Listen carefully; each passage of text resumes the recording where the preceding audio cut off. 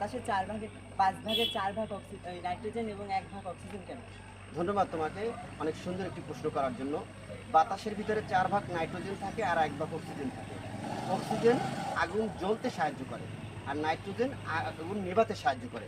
এখন আমরা যে অক্সিজেন গ্রহণ করি, বাতাসটা যে গ্রহণ করি, ওখানে যদি 4 ভাগ অক্সিজেন থাকতো আর 1 ভাগ নাইট্রোজেন থাকতো, তাহলে তো আমাদের শরীর একদম জ্বলে পুড়ে শেষ হয়ে যেত।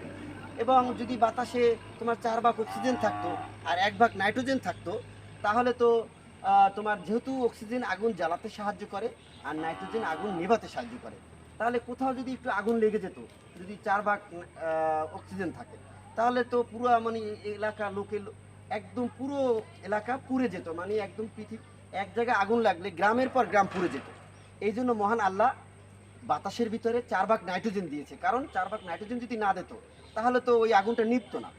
এই কারণেই বাতাসে 4 ভাগ নাইট্রোজেন থাকে, 1 ভাগ অক্সিজেন থাকে। এই জন্য আমরা মহান আল্লাহর উপর শুকরিয়া জ্ঞাপন করতে পারি। ধন্যবাদ তোমাকে এত সুন্দর প্রশ্ন করার জন্য।